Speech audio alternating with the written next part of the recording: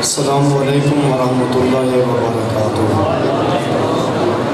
اعوذ باللہ من الشیطان الرجیم، بسم اللہ الرحمن الرحیم، الحمدللہ، الصلاۃ والسلام علی رسول اللہ وآلہ آل اللہ واللعنۃ الدائمۃ علی اعدائہم اعداء اللہ من یوم عداوتہم الی یوم لقاء اللہ، اما بعد فقال حسین بن علی علیہ السلام انی لم اخرج عاشرا ولا باطرا ولا مفسدا ولا ظالما۔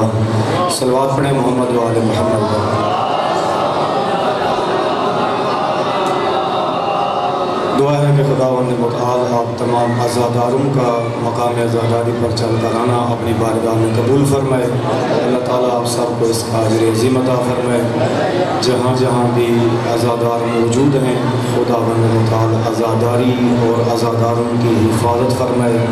دشمنان عزاداری، دشمنان تشیع، دشمنان اسلام، بالخصوص امریکہ اور اسرائیل کو خداوند متعال تباہ و برباد فرمائے۔ علماء حق کا مراجع عظام، بالخصوص مقام معظم رہبری سید علی خامنئی وعزت تشیع سید حسن نصر اللہ کی استاد خداوند متعال صحت و سلامتی عطا فرمائے۔ تمام تردوں کی قبولی کے لیے آپ سب اپنی سلامتی کے لیے مل کر بآواز بلند صلوات پڑھیں۔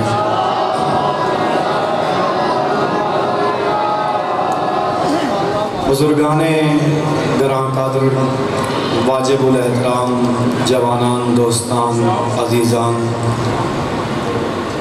کل آپ کی خدمت میں عرض کیا تھا کہ یہ ماہ محرم، ایام عزا، ایام سوگ یہ تقاضا کرتے ہیں کہ انسان کی سوگ والی حالت فقط امام بارگاہ میں نہ ہو، بلکہ انسان جس جگہ پر بھی موجود ہو اس کی حالت سوگ ہونی چاہیے، چاہے گھر کے اندر ہے، چاہے کاروبار میں مصروف ہے، چاہے دکانداری میں ہے یا کہیں بھی ہے۔ ان دنوں کا تقاضا یہی ہے، جہاں پر بھی بیٹھا ہوا ہے اس کی حالت ایسی ہونی چاہیے کہ آج ہی اس کے گھر سے کوئی جنازہ اٹھا ہے، حالت سوگ ہونی چاہیے۔ یہ ایام تقاضا کرتے ہیں۔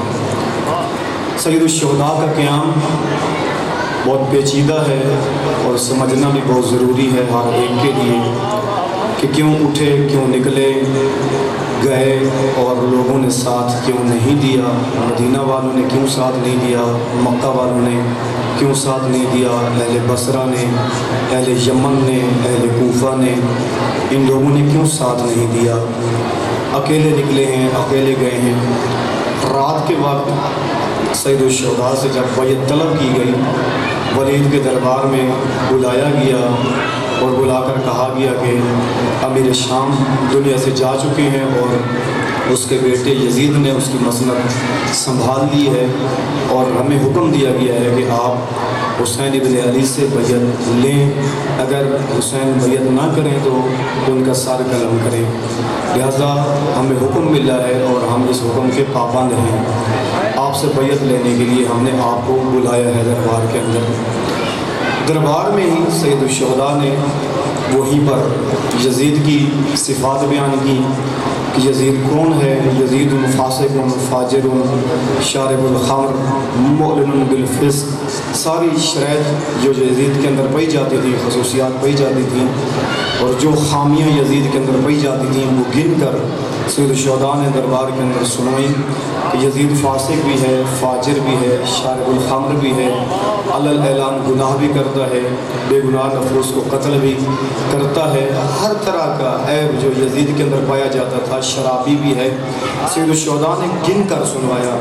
لیکن ایک بات جو تاریخ جس کی طرف دعوت دیتی ہے، جو اہل علم ہیں، جو سمجھدار ہیں، جو وابستہ ہیں تاریخ کے ساتھ، جو لگاؤ رکھتے ہیں، محبت رکھتے ہیں، تاریخ ان لوگوں کو دعوت دیتی ہے کہ رات کے وقت سید الشہداء نے بیٹھ کر وہاں پر دربار ولید کے اندر ہر برائی گنوا دی یزید کی کہ یزید قاتل ہے، یزید فاسق ہے، یزید فاجر ہے، یزید شرابی ہے، ہر طرح کی خامی جو یزید کے اندر پائی جاتی تھی حسین بن علی نے دربار ولید کے اندر گنوائی کہ یزید ایسا انسان ہے۔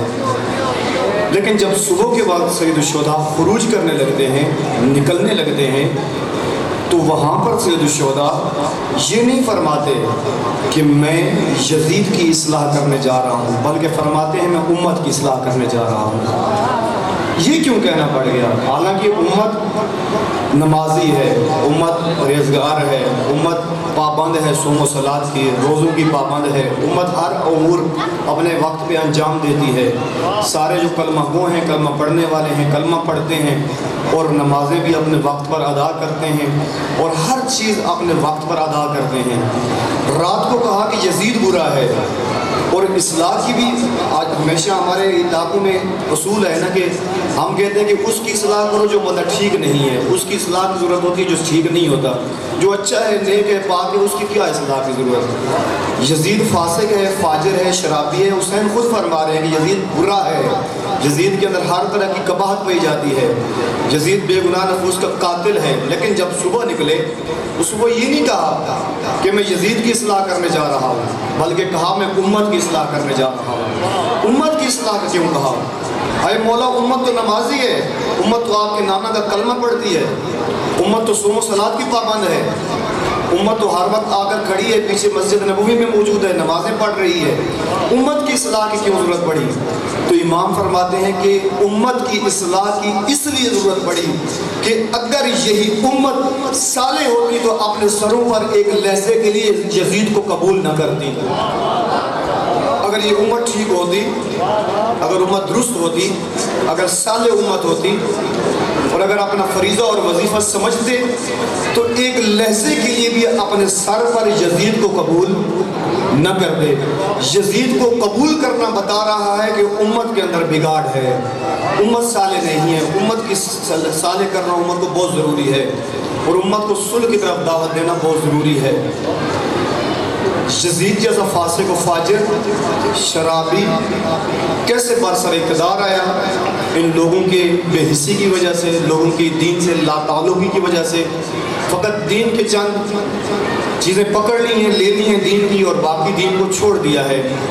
ذمہ داری دین کی نہیں لیتے، چند رسومات ادا کر کے سمجھتے ہیں کہ ہم دیندار ہیں، حالانکہ دین ذمہ دار بناتا ہے۔ رسول اللہ فرماتے ہیں لا دین لمن لا عہد لہ، جس کے کندھے پر کوئی ذمہ داری نہیں اس کا کوئی دین بھی نہیں ہے۔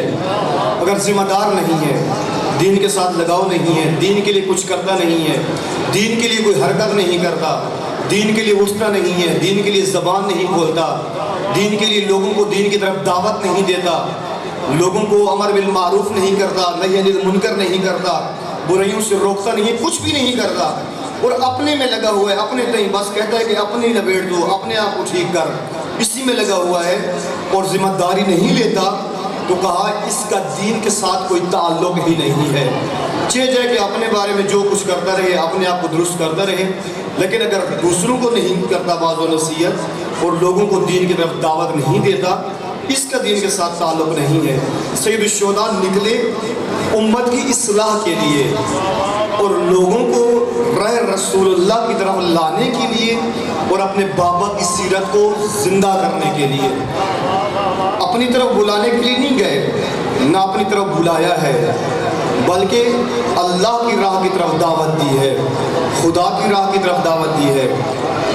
یہ نہیں کہا کہ لوگوں میری طرف آؤ، لوگوں میں آپ کو اپنی طرف بلا رہا ہوں، میری طرف آؤ، میں نہیں کہا سید الشہداء نے، زبان سے میں نہیں نکلا، بلکہ کہا نانا کی امت کی اصلاح کرنے جا رہا ہوں اور دعوت دے رہا ہوں تو دعوت اللہ دے رہا ہوں، اللہ کی طرف دعوت دے رہا ہوں، اپنی طرف دعوت نہیں دے رہا آپ کو کہ آپ میری طرف آؤ، بلکہ اللہ کی طرف آؤ، خدا کی طرف آؤ، میں اپنی طرف نہیں بلا رہا۔ بعض لوگ ہوتے ہیں جو میں لگے رہتے ہیں، میں کرتے ہیں، علاقے کے اندر ہوں تو کہتے ہیں میں اور میرے علاوہ کوئی بھی نہیں ہے، کسی اور مقام پر ہوں تو کہتے ہیں میں ہوں اور میرے علاوہ کوئی نہیں ہے، میں ان کے اندر ہوتی ہے، میں کے علاوہ کچھ نہیں، میں بڑا دیندار ہوں، میں بڑا اسلام کا ٹھیکیدار ہوں، میں سب سے بڑا مومن ہوں، میں بڑا آزادار ہوں، میں بڑا غمخوار ہوں، میں بڑا علاقے کا ہوں، میں بڑا رئیس ہوں، میں بڑا زمیندار ہوں۔ سب چیزوں کے اندر اس کی میں ہر چیز کے اندر نظر آتی ہے، میں کو آگے رکھتا ہے کہ شاید میرے علاوہ یہاں ہے ہی کوئی نہیں، میں ہی مسلمان ہوں، میرے علاوہ کوئی مسلمان ہے ہی نہیں، میں ہی ہوں۔ فرعون بھی یہی کہتا تھا، میں کرتا تھا کہ لوگوں میں آپ کو زمینیں دیتا ہوں، میں آپ کو کاروبار کرنے کے لیے وسائل دیتا ہوں، میں آپ کو زمین کاشت کرنے کے لیے دیتا ہوں، میں آپ کو ملازمت دیتا ہوں، میں آپ کو نوکریاں دیتا ہوں، میں کرتے کرتے آخر میں کہنے لگا آنا ربکم الاعلی، کہ میں ہی آپ کا رب ہوں۔ اس میں نے اس کو رب تک پہنچا دیا، رب کے مقابلے میں آ گیا۔ اس لیے علامہ اقبال فرماتے ہیں کہ میں نہ کہو، اگر اللہ کی نگاہ میں کوئی مقام چاہتے ہو، اللہ کے ہاں کوئی مرتبہ چاہتے ہو، خدا کی نگاہ میں اگر محبوب بننا چاہتے ہو، اور خدا کی نگاہ میں اگر آپ اللہ کے حقیقی عبد بننا چاہتے ہو اور ربی کے پیارے بننا چاہتے ہو، میں کو ختم کرو۔ کہا مٹا دے اپنی ہستی کو گر کچھ مرتبہ چاہیے، کہ دانہ خاک میں مل کر گلے گلزار بنتا ہے۔ کہ اپنی ہستی کو مٹاؤ، اس میں کو مٹاؤ۔ جب تک میں رہو گے کچھ بھی نہیں بن سکو گے۔ میں ختم کرو اپنی۔ دانا دانا ہی ہوتا ہے، لیکن جب دانا خاک میں ملتا ہے تو لوگوں کے لیے اناج بنتا ہے۔ یہ دانا خاک میں مل کر اپنے آپ کو مٹاتا ہے تو لوگوں کے لیے پھول بن کر خوشبو دیتا ہے۔ آپ بھی جب اپنے آپ کو اللہ کے لیے مٹاؤ گے اور اللہ کی ذات کو سامنے رکھو گے تو لوگوں کے لیے ہدایت کا سبب بنو گے۔ اگر میں رہو گے تو فقط میں کے گرد کھڑے رہو گے، اس سے آگے نہیں بڑھو گے۔ امام فرماتے ہیں میں اپنی طرف دعوت نہیں دے رہا، آپ کو اللہ کی طرف دعوت دے رہا ہوں، خدا کی طرف بلا رہا ہوں۔ یہ بعض لوگ کہتے ہیں میں وہ ایک مسلمان تھا، بڑا جوشیلا جذباتی تھا، اور کہتا تھا کہ میرے علاوہ کوئی مسلمان اس علاقے کے اندر ہے ہی نہیں، جتنا بڑا مسلمان میں ہوں میرے علاوہ کوئی بھی نہیں ہے۔ سمجھتا تھا اپنے آپ کو بڑا مسلمان ہوں میں۔ ایک دن گھر سے باہر نکلا اور جو یہ سفر شروع کیا، راستے میں اس میں عیسائی مل گیا۔ وہ مسلمان نے عیسائی کو کہا کہ مجھے کلمہ سناؤ۔ عیسائی نے کہا کہ مجھے کلمہ نہیں آتا۔ مسلمان نے کہا مجھے نہیں پتا، آپ مجھے کلمہ سناؤ۔ عیسائی نے کہا بھائی مجھے کلمہ نہیں آتا۔ مسلمان بڑا جذباتی تھا، مسلمان نے کہا نہیں، یہاں سے میں گزرنے ہی نہیں دوں گا، آپ کلمہ سناؤ، نہیں تو ادھر سے گزر بھی نہیں سکتے۔ عیسائی نے کہا دراصل بات یہ ہے، کلمہ ہوتا ہے مسلمانوں کا، میں ہوں عیسائی، ہمارا تو کلمہ ہے ہی نہیں، تو میں آپ کو کیسے کلمہ سناؤں؟ مسلمان نے کہا مجھے نہیں پتا۔ بڑا جذباتی تھا، جوشیلا تھا، جوش میں آ گیا اور فوراً عیسائی کو پکڑا گریبان سے اور نیچے گرایا اور اس کے سینے پر چڑھ بیٹھا اور سیدھا ہی گردن پہ ہاتھ رکھا، کہا کلمہ سناؤ نہیں تو ادھر ہی گردن دبا دوں گا۔ یہ عیسائی بھی بڑا ڈر گیا کہ بڑا جذباتی مسلمان ہے، یہ تو چھوڑنے والا نہیں ہے، اس سے کسی طرح آزادی تو حاصل کرنی ہے، کیسے اس سے رہائی حاصل کروں؟ کلمہ بھی مجھے نہیں آتا، کلمہ چونکہ ہمارا ہے ہی نہیں، کلمہ ہوتا ہے مسلمانوں کا، میرا مذہب اور ہے، ان کا مذہب اور ہے، مجھے کیا پتہ کلمہ کیا ہے؟ بلکہ عیسائی نے بڑے جتن کیے کہ بھائی مجھے کلمہ نہیں آتا، میں نہیں جانتا کلمہ کیا ہے۔ مسلمان نے کہا نہیں، کلمہ سناؤ نہیں تو ادھر تیرا گلا دبا دوں گا۔ اب یہ پریشان ہوا عیسائی، دل کے اندر سوچا چلو اس طرح کرتا ہوں، اس کے سامنے کم از کم کلمہ پڑھ لیتا ہوں، یہ جذباتی بندہ ہے مسلمان، اس سے جان چھڑا لیتا ہوں، اس کے سامنے کلمہ پڑھتا ہوں، جب دوبارہ گھر جاؤں گا تو اپنے مذہب پہ لوٹ آؤں گا، اس کو کیا پتہ ہوگا کہ ابھی مسلمان ہوں یا نہیں ہوں، دوبارہ عیسائی بن جاؤں گا، اس سے جان چھڑوا لوں۔ یہ بڑا جذباتی ہے مسلمان، بڑا جوشیلا ہے، کہیں مار ہی نہ دے، ادھر ہی کہیں سر نہ لے لے میرا، اس سے جان چھڑا لوں کم از کم۔ جب اس سے جان چھوٹ جائے گی تو پھر اپنے دین پر واپس لوٹ آؤں گا۔ دل میں سوچا اور جو اوپر سینے پر مسلمان بیٹھا ہوا تھا اس کی طرف دیکھا اور دیکھ کر کہا کہ آپ مجھے کلمہ پڑھاؤ، میں کلمہ پڑھتا ہوں۔ اب خود مسلمان کو کلمہ نہیں آتا تھا، پہلے کہہ رہا تھا کہ کلمہ سناؤ، جب اس نے کہا کہ آپ کلمہ پڑھاؤ، کلمہ پڑھتا ہوں، خود کو کلمہ نہیں آتا تھا۔ مسلمان کو پتہ تھا کلمہ ہے صحیح، کلمہ کرتا تھا لیکن کلمہ آتا نہیں تھا۔ گھر جو آیا تو آ کر اپنی زوجہ محترمہ کو مارنا شروع کر دیا، کہا کاش آج مجھے کلمہ آتا تو میں ایک بندہ مسلمان کر لیتا۔ بعض لوگ اسی طرح دعوے کرتے ہیں کہ میں بڑا مسلمان ہوں، میرے علاوہ کوئی بھی نہیں ہے، کچھ نہیں جانتے، حتیٰ دین کے بارے میں نہیں پتہ ہوتا، اسلام کے بارے میں نہیں پتہ ہوتا۔ آج ٹھیکیدار ہیں دین کے بنے ہوئے، ہم ہی ہیں دین کے وارث، اور کوئی بھی نہیں ہے۔ بعض لوگ کہتے ہیں کہ شیعہ بنو، بعض لوگ کہتے ہیں سنی بنو، انہی دونوں سے سوال ہو جائے گا، انہی دونوں کو کہا جائے کہ آپ بتاؤ، آپ کہتے ہو کہ میں شیعہ بن جاؤں، آپ مجھے بتاؤ، آپ مجھے شیعہ ہونے کی دعوت دیتے ہو، شیعہ بننے کے لیے کہہ رہے ہو، آپ بتاؤ حسین بن علی نکلے کیوں؟ حسین بن علی کا لوگوں نے ساتھ کیوں نہیں دیا؟ تنہا کیوں آئے؟ اچھا یہ بتاؤ، حسین بن علی کے ساتھ سید الساجدین نے جو 34 سالہ دور امامت گزارا، ان کا وہ 34 سالہ دور امامت کیسا رہا؟ کتنے حکمران ان کے دور کے اندر گزرے؟ ان حکمرانوں کا امام سجاد کے ساتھ کیسا رویہ رہا؟ اچھا یہ بتاؤ، 14 سال جو زندان میں موسیٰ کاظم نے گزارے، موسیٰ کاظم کو زندان میں کیوں جانا پڑا، اور 14 سال کون سی مشکلات دیکھنا پڑی، اور ان 14 سالوں کے اندر ایک ہی حاکم رہا یا 4 حکمران گزرے؟ یہ بتاؤ، 25 سال حسن عسکری جو نظر بند پڑے رہے، ایک گھر کے اندر اس کو معذور کر دیا گیا اور فوجوں کا محاصرہ کر دیا گیا اور کہا گیا کہ نواز رسول کو حج نہیں کرنے دینا، باقی سب حج کر سکتے ہیں لیکن نواز رسول حج نہیں کر سکتا۔ یہ بتاؤ حسن عسکری کا قصور کیا تھا؟ یہ ساری باتیں بتا دو، میں شیعہ بننے کے لیے تیار ہوں۔ پھر ہم بھی کہیں گے کاش ہمیں پتہ ہوتا تو بندہ شیعہ کر لیتے،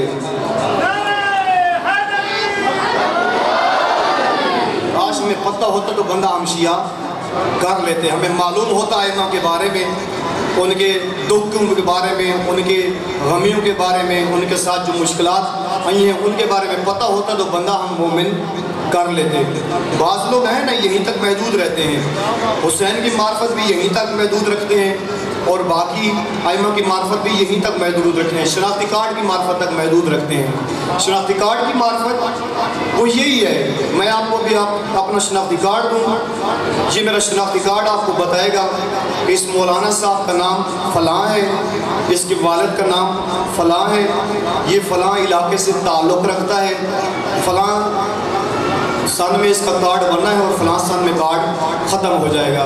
اس کے علاوہ شناختی کارڈ کچھ بھی نہیں بتائے گا۔ یہ نہیں بتائے گا کہ یہ مولانا صاحب کچھ جانتا بھی ہے یا نہیں جانتا، اس مولانا صاحب کے پاس کچھ علم بھی ہے یا نہیں ہے، یا ایسے ہی آ کر ہمارے سامنے بیٹھے ہوئے۔ شناختی کارڈ یہ نہیں بتائے گا۔ شناختی کارڈ یہ بھی نہیں بتائے گا اس مولانا کے دوست کون ہیں، اس مولانا کے دشمن کون ہیں، یہ مولانا کن لوگوں کے پاس اٹھتا ہے، یہ مولانا کن لوگوں کے ساتھ بیٹھتا ہے، اس کے تعلقات کن لوگوں کے ساتھ ہیں، اس مولانا کی خوشیاں کیا ہیں، اس مولانا کے غم کیا ہیں۔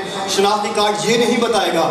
اور ائمہ کے بارے میں بھی اتنی معرفت حاصل کرنا کہ امام کا نام یہ ہے، امام کے والد کا نام یہ ہے، امام کی والدہ کا نام یہ ہے، امام فلاں جگہ پیدا ہوئے، فلاں جگہ دفن ہوئے، یہ جاننا کافی نہیں ہے، بلکہ یہ سمجھنا، یہ جاننا بہت ضروری ہے کہ یہ آئے کس لیے ہیں، ان کا مقصد کیا تھا، یہ ہم سے کیا چاہتے ہیں، ان کے دوست کون ہیں، ان کے دشمن کیا ہیں، ہمارا فریضہ کیا بنتا ہے۔ اپنے فریضے کو سمجھ کر معین کر کے اپنا فریضہ ادا کرنا، یہ معرفت امامت ہے۔ اور یہ معرفت امام ہے۔ حسین ابن علی کے سکھ دکھ کو سمجھ کر، تکالیف کو سمجھ کر، پھر اپنے فریضے کو اور اپنے وظیفے کو معین کر لینا، یہ حسین کی معرفت ہے کہ مجھے حسین کے لیے کیا کرنا چاہیے۔ اگر باقیوں نے کچھ نہیں کیا تو مجھے حسین کے لیے کیا کرنا چاہیے، اپنا فریضہ معین کرنا، اپنا وظیفہ معین کرنا، اپنا فریضہ معین کر کے پھر اس رات کی طرف بڑھنا۔ دین دعوت دے رہا ہے، کہا لا تعلق نہ بنو۔ اس لا تعلقی نے بڑا نقصان پہنچایا ہے دین کو، بہت نقصان پہنچایا ہے دین کو۔ کوفہ والے لا تعلق بنے، حسین تنہا ہو گئے۔ مدینہ والے لا تعلق بنے، علی بن ابی طالب تنہا رہ گئے۔ سب لا تعلق بنے، لا تعلقی کی وجہ سے 14 سال موسیٰ کاظم کو زندان دیکھنا پڑا۔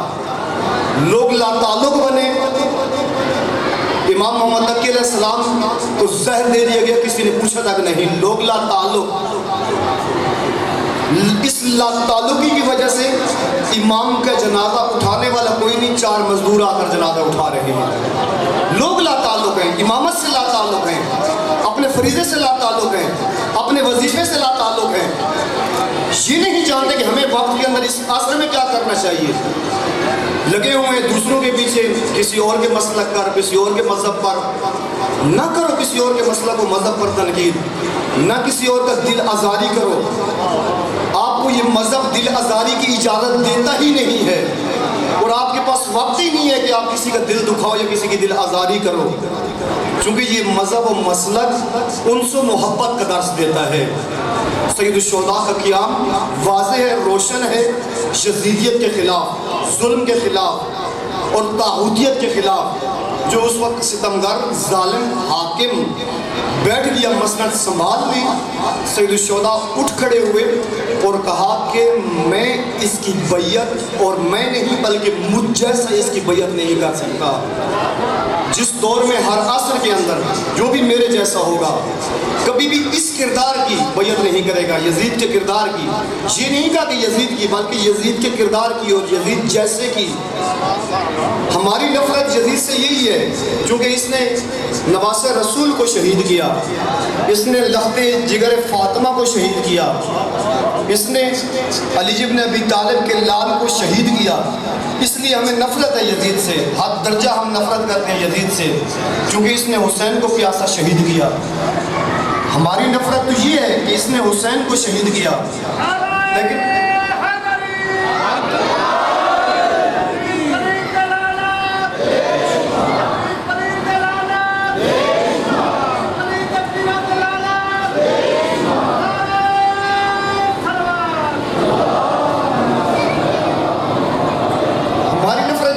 یزید نے حسین بن علی کو شہید کیا، اس لیے ہم نفرت کرتے ہیں۔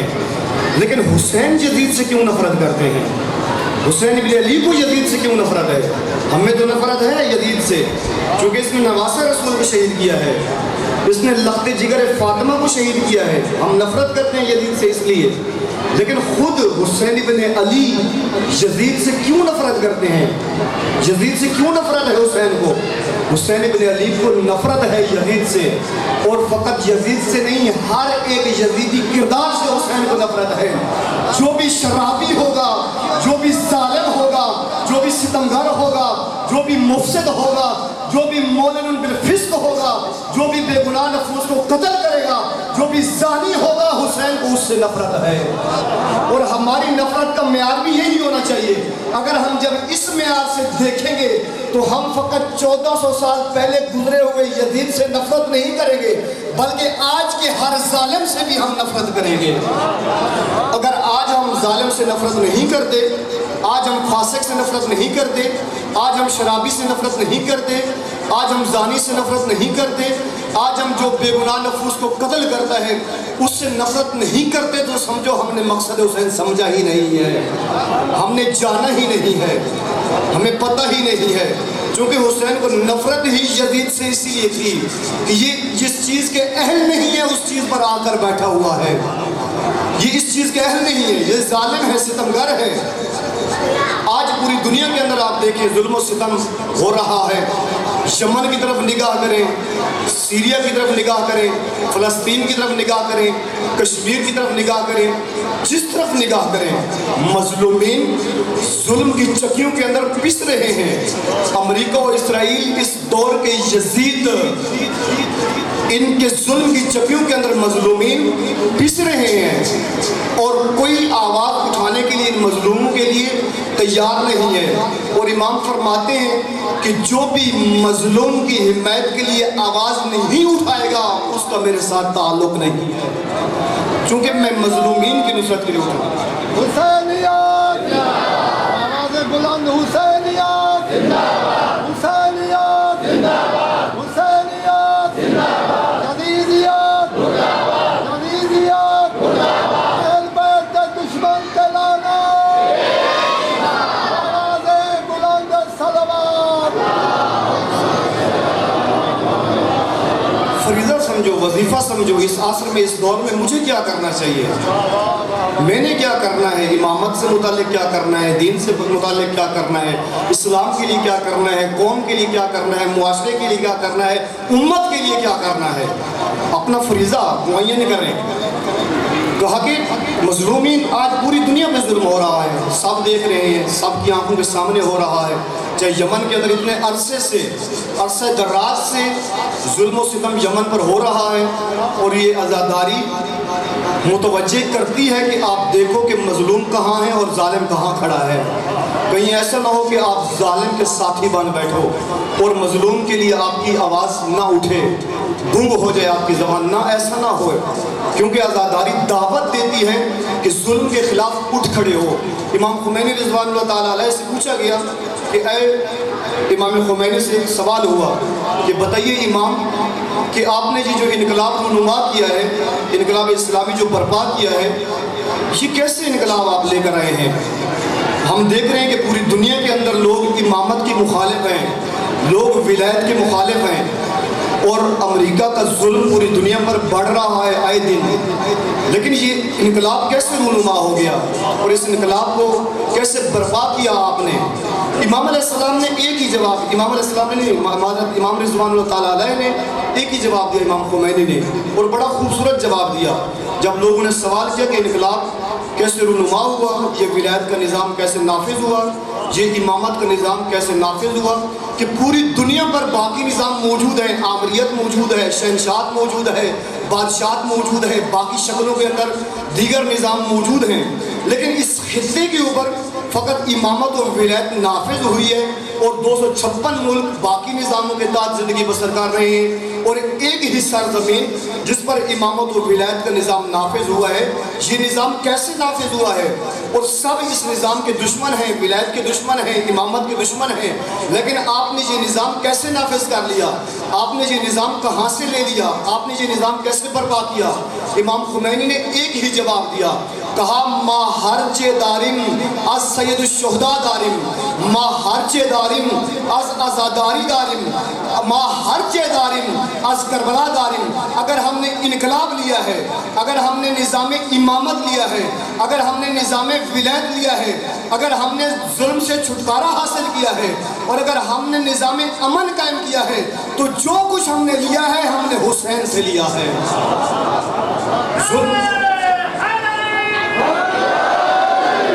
ظلم کے خلاف اٹھنا بھی حسین سے سیکھا ہے، ظلم کے خلاف زبان کھولنا بھی حسین سے سیکھا ہے، نظام ظلم کو ختم کرنا بھی ہم نے حسین سے سیکھا ہے، اور نظام ظلم کے سامنے سر نہ جھکانا یہ بھی ہم نے کربلا سے سیکھا ہے، چونکہ کربلا میں حسین ابن علی کا واضح موقف تھا، دو ٹوک جب کربلا آئے آ کر واضح اپنا موقف بیان کیا، کہا کہ ان الداعی ابن دائی قد رکضنی بین اثنتین بین السلۃ والذلہ وہیہات من الذلہ۔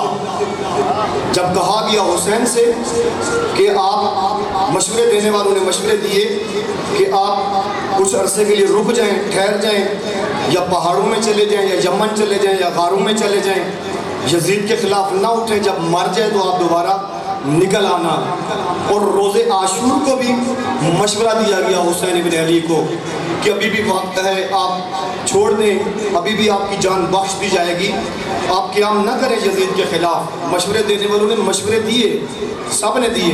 امام کا واضح موقف، دو ٹوک موقف، امام نے فرمایا کہ میں ان الدائی ابن دائی قد رکضنی بین اثنتین بین السلۃ والذلہ وہیہات من الذلہ، کہا کہ مجھے اس حرامزادے نے دو راہوں پر لا کر کھڑا کیا ہے، ایک راستہ عزت کا ہے اور ایک راستہ ذلت کا ہے۔ کہا عزت کا راستہ وہ بڑا کٹھن راستہ ہے، دشوار راستہ ہے، عزت کا راستہ چمکتی شمشیروں کا راستہ ہے، عزت کا راستہ تلواروں کا راستہ ہے، عزت کا راستہ بھوک برداشت کرنے کا راستہ ہے، عزت کا راستہ پیاس برداشت کرنے کا راستہ ہے، عزت کا راستہ اپنے پیاروں کی گردنیں کٹوانے کا راستہ ہے، عزت کا راستہ اپنی بہنوں کی چادریں قربان کرنے کا راستہ ہے، عزت کا راستہ اپنے بیٹے کے سینے کے اندر لگا ہوا پھل پرچی دیکھنے کا راستہ ہے، عزت کا راستہ چپ ساتھ کر گھر میں بیٹھنے کا نہیں بلکہ دین کا محافظ بن کر میدان کے اندر اترنے کا راستہ ہے۔ لیکن ساتھ ہی کہا ایک ذلت کا راستہ ہے کہ جب دین خطرے میں ہو تو دین کو خطرے کے اندر چھوڑ کر چپ ساتھ کر اپنی جان بچا کر جا کر ایک کونے کے اندر بیٹھ جانا، گھر کے اندر اپنے آپ کو معصور کر دینا۔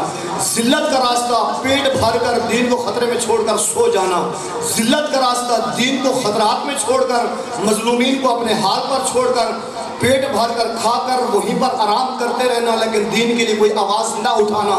لیکن امام کیا فرماتے ہیں؟ اے لوگوں سنو، میں اپنے پیاروں کی گردنیں کٹوانا بھی جانتا ہوں، میں اپنے عزیز دینا بھی جانتا ہوں، میں اپنے اصحاب قربان کرنا بھی جانتا ہوں، میں اپنے بیٹے قربان کرنا بھی جانتا ہوں، مہمان دینا بھی جانتا ہوں، میں اپنا سر قربان کرنا بھی جانتا ہوں، میں ہر چیز دے سکتا ہوں، حتیٰ میں اپنی بہنوں کی چادریں قربان کرنا بھی جانتا ہوں، لیکن ایک لحظے کے لیے میں ذلت قبول نہیں کر سکتا. اور تاریخ گواہ ہے جب حسین کی زبان سے نکلا ہائے ہاتھ من الذلہ، تو حسین کی گردن کٹ گئی مگر یزید کے سامنے جھکی نہیں. جھکی نہیں ہے یزید کے سامنے، کٹ گئی ہے، گردن کٹ گئی ہے، لیکن ایک لحظے کے لیے یزیدیت کے سامنے حسین کی گردن نہیں جھکی. کہا دے سکتا ہوں، جان دے سکتا ہوں، لیکن میں طاغوتیت کو اور ظلم کو، نظام ستم کو، نظام فسق کو، نظام مفسد کو قبول نہیں کر سکتا. میں فقط دعوت دوں گا، نظام خدا کی طرف دعوت دوں گا، چاہے کوئی آئے یا نہ آئے. خود چچا زاد گئے عبداللہ ابن عباس امام علیہ السلام کی خدمت میں اور جا کر کہا کہ آپ مجھے پیارے ہیں، آپ سے میں محبت کرتا ہوں، آپ سے مجھے عشق ہے، آپ پر جان نشاور کرتا ہوں مولا، آپ مہربانی کریں، آپ اپنا موقف تبدیل کریں، آپ اس طرح کریں. میں آپ کو مشورہ دیتا ہوں. عبداللہ ابن عباس نے مشورہ دیا امام کو، کہا میں آپ کو مشورہ دیتا ہوں کہ آپ یمن چلے جائیں، چونکہ یمن کے اندر آپ کے بابا کے چاہنے والے بہت زیادہ موجود ہیں. آپ کے بابا کے پیروکار یمن کے اندر بہت سارے ہیں، وہاں پر رہتے ہیں، یمن کے اندر چاہنے والے ہیں علی کے. آپ کو مشورہ دیتا ہوں کہ آپ یمن چلے جائیں مولا، آپ جا کر وہاں پر زندگی بسر کریں یمن میں یزید کے نابودی تک. جب یزید نابود ہو جائے، ختم ہو جائے، چلا جائے دنیا سے، تو دوبارہ آپ یمن سے واپس مدینہ لوٹ آئیے گا یا مکہ آ جانا یزید کے بعد. لیکن آپ کربلا کی طرف نہ جائیں، کربلا کی طرف. مجھے چونکہ آپ سے پیار ہے، آپ سے محبت ہے، آپ سے عشق ہے، آپ سے عشق کی وجہ سے، آپ سے محبت کی وجہ سے میں یہی کہہ رہا ہوں کہ آپ کربلا نہ جائیں بلکہ آپ یمن چلے جائیں. تو امام نے فرمایا اے عبداللہ، تو نے جو خیر خواہی کی ہے اللہ آپ کو اس کی جزا دے، لیکن جو راستہ میں نے کربلا کا چنا ہے اب اس راستے سے 1 انچ پیچھے نہیں ہٹ سکتا.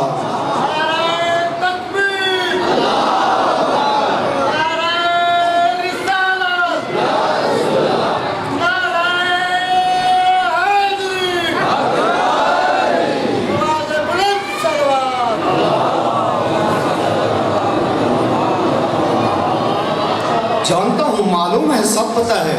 پھر عبداللہ ابن عباس نے یہی کہا کہ اگر آپ بات ٹھیک ہے، آپ جانا چاہتے ہیں، پتہ چل گیا ہے کہ آپ رکنے والے نہیں ہیں، لیکن ایک کام کیجئے کہ آپ کم از کم مخدرات عصمت کو ساتھ لے کر نہ جائیں، بیویوں کو ساتھ لے کر نہ جائیں. آپ نے جانا ہے تو آپ جائیں لیکن بیویوں کو ساتھ لے کر آپ نہ جائیں. امام نے فرمایا یہ بھی نہیں ہو سکتا، اللہ کی مشیت اسی کے اندر ہے اور دین کی بقا انہی کی چادروں کے اندر ہے، ان کا جانا بہت ضروری ہے. جب مرد نہیں آئیں گے تو عورت میدان کے اندر اتر کر دین کی حفاظت کرے گی. اور یہ ہر عصر کے اندر رہا ہے. جس دن لوگ مدینہ کے اندر خاموش تھے، بیٹھے ہوئے تھے، امامت کو تنہا کر کے، مہجور کر کے، متروک کر کے، جس دن رحلت رسول ہوئی اور لوگ گھر کے اندر خاموشی کے ساتھ بیٹھے ہوئے تھے، اس دن تن تنہا وہ سیدہ کہ جو نابینا سے بھی پردہ کرتی تھیں، وہی سیدہ امامت کی مدافع بن کر، دین کی مدافع بن کر، علی کی مدافع بن کر، ولی کی مدافع بن کر، وہی سیدہ جو نابینا کو دیکھنا گوارا نہیں کرتی تھی، وہی سیدہ ردا اوڑھ کر دربار کے اندر خطبہ دینے کے لیے آ گئی، چونکہ آج دین کی حفاظت کرنی ہے. جب مرد خاموش ہوں تو پھر اہل بیت کی مخدرات درس دے رہی ہیں کہ اے میری ماں بہنیں کہ جب مرد حق پر زبان نہ کھولے تو پھر آپ کا حق بنتا ہے کہ آپ حق پر زبان کھولو. بی بی اٹھ کھڑی ہوئی، وہاں بھی چونکہ مرد بولنے والے نہیں ہیں امامت پر مرد کوئی نہیں بول رہا، علی کی ولایت کی گواہی کوئی نہیں دے رہا، علی کی امامت کی گواہی کوئی نہیں دے رہا، علی کی حاکمیت کی گواہی کوئی نہیں دے رہا، تو بی بی تنہ تنہا اکیلی اٹھ پڑی، اور سید الشہداء نے بھی وہی اقدام کیا، وہی کام کیا کہ اکیلے نہیں گئے، ساتھ مخدرات عصمت کو لیا۔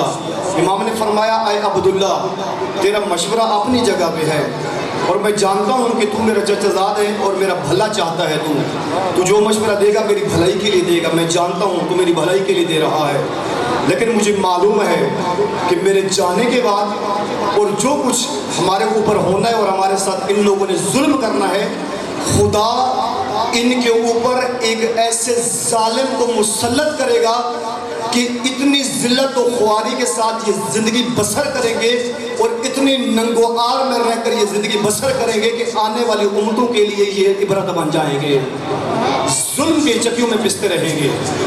جو حسین کو چھوڑے گا، جو رائے حسین کو چھوڑے گا، جو حسین ابن علی کی راہ کو ترک کرے گا، جو مقصد حسین سے دوری اختیار کرے گا،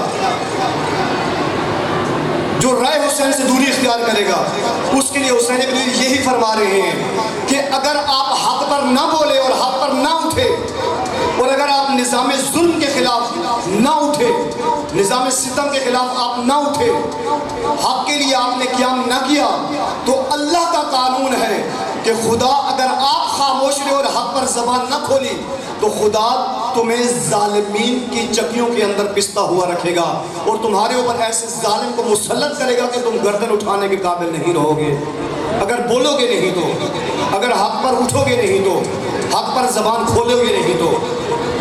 کھولو حق پر زبان، چاہے اکیلے ہو تو بھی بولو، 10 ہو تب بھی بولو، 2 ہو تب بھی بولو، تنہا ہو تب بھی بولو۔ کربلا کے بعد کسی کو حق نہیں پہنچتا کہ وہ کم ہونے کا بہانہ بنا کر چپ ہو کر بیٹھا رہے کہ میں کم ہیں، ہم تھوڑے ہیں تو ہم حق پر کیسے بولیں۔ نہ، کربلا نے جواز چھین لیا۔ امام خمینی فرماتے ہیں کہ کربلا نے آ کر سب سے جواز ہی لے لیا کہ آپ یہ نہیں کہہ سکتے کہ ہم تھوڑے ہیں تو ہم حق پر زبان کیسے کھولیں۔ عبداللہ ابن عباس نے مشورہ دیا اور امام نے اس کے مشورے کا اس کو جواب دیا، کہا کہ اگر یہ مجھے ٹھکرا دیں گے، میرا ساتھ نہیں دیں گے، تو اللہ ان کے اوپر ظالم کو مسلط کرے گا، اور فقط اس عصر کے لیے نہیں ہے، ہر دور کے لیے ہے کہ ہر دور کے اندر اگر کوئی بندہ ظالم کے خلاف نہیں بولتا، ظلم کے خلاف نہیں بولتا، ظلم کے خلاف نہیں اٹھتا، ظلم کے خلاف قیام نہیں کرتا، ظلم کے خلاف اقدام نہیں کرتا، حق کے لیے تگ و دو نہیں کرتا، حق کے لیے زامت نہیں اٹھاتا، تو اللہ کا قانون ہے کہ پھر ان کو حق پرستوں سے جدا کر کے خدا ان کے اوپر ظالمین کو مسلط کرے گا۔ آج دیکھیں اس عصر میں ظالم کون ہے، اس دور میں ظالم کون ہے۔ آج اس عصر میں ظالم کو دیکھ کر اس مردہ یزید پر لعنت کرنے کے ساتھ ساتھ آج کے زندہ یزید پر بھی لعنت کرنے کا حق ہے۔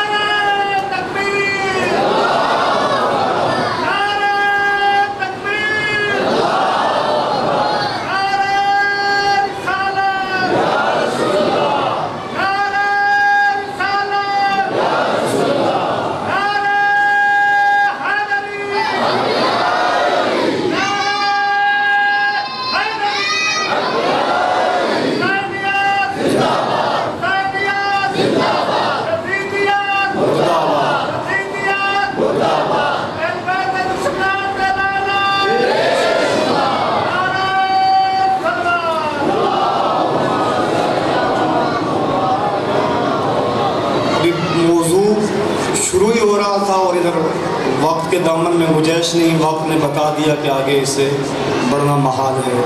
بزرگواران، جوانان، عزیزان، اپنے عصر میں، اپنے دور کے اندر پہچانیں، ظلم کو دیکھیں، ظالم کو پہچانیں، تشخیص دیں، اپنا فریضہ اور اپنا وظیفہ معین کریں اور اس کی طرف اقدام کریں، حرکت کریں، چل پڑیں اس راہ کی طرف۔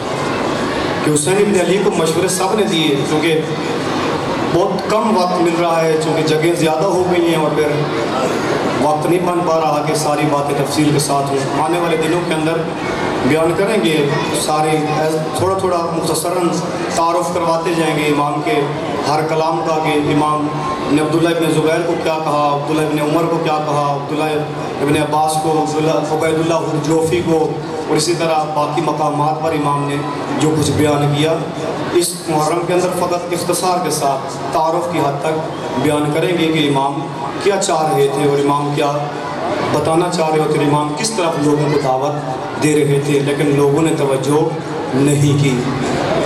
میں اکثر مجالس کے اندر کہتا رہتا ہوں کہ واقع کربلا سے منسوب ہر چیز کی ہم شبیہ بناتے ہیں یا نہیں بناتے؟ کربلا سے منسوب ہر چیز کی شبیہ بناتے ہیں، اور میں یہ نہیں کہتا کہ آپ شبیہ نہ بنائیں، مخالفت نہیں کر رہا۔ کل کوئی یہ نہ کہے کہ مولانا کہہ رہا شبیہ نہ بنائیں، چونکہ آپ عباس کا علم بناتے ہیں تو عباس کے کٹے ہوئے بازو یاد آ جاتے ہیں، اور آج شبیہ علی اصغر پیہوڑا بناتے ہیں تو علی اصغر کی معصومانہ شہادت یاد آ جاتی ہے۔ لیکن میں اکثر کہتا ہوں ہر شبیہ تو بناتے ہیں، لیکن اپنی پیشانی پر اس سجدے کی شبیہ کیوں نہیں بناتے جس سجدے کے لیے حسین نے سر رکھا لیکن اٹھا نہ سکے؟ اس سجدے کی شبیہ کیوں نہیں بناتے کہ جس کے لیے حسین نے سر رکھا لیکن اٹھا نہ سکے؟ آج اپنے دلوں کے اوپر اس قرآن کی شبیہ کیوں نہیں بناتے جس قرآن کو حسین نے نوک نیزہ کے اوپر پڑھا؟ اے میری ماں، اے میری بہن، اے میری بیٹی، آج یہ مستورات آج اپنے سروں کے اوپر اس چادر کی شبیہ کیوں نہیں بناتی کہ جس چادر کے لٹنے کو سید الساجدین پوری زندگی خون روتے رہے؟ آج اس کی شبیہ کیوں نہیں بناتی سروں پر؟ علی کی حکومت تھی، اور علی کی حکومت میں اختصار کے ساتھ علی کی حکومت میں علی نے کہا اے حسن بیٹا، اے حسین بیٹا، اے عباس، میرا دل چاہتا ہے کہ آپ مدینے چلے جاؤ اور مدینہ میں جا کر وہاں جا کے میری بیٹیوں کو کوفہ لے کر آؤ۔ میرا دل چاہ رہا ہے، اے حسن بیٹا جاؤ میری بیٹیوں کو کوفہ لے کر آؤ۔ لیکن ساتھ ہی وصیت کی، بیٹا سفر رات کا کرنا، سفر دن کا نہیں کرنا، چونکہ میری غیرت گوارا نہیں کرتی کہ کسی نامحرم کی نگاہ میری بیٹیوں کے قد کے اوپر پڑ جائے۔ بیٹا سفر رات کا کرنا، دن کا نہیں کرنا، اور میری بیٹیوں کو تیار کر کے اے بیٹا حسن اپنی بہنوں کو معاملوں پر خود سوار کرنا، خود سوار کر کے پھر لے آنا۔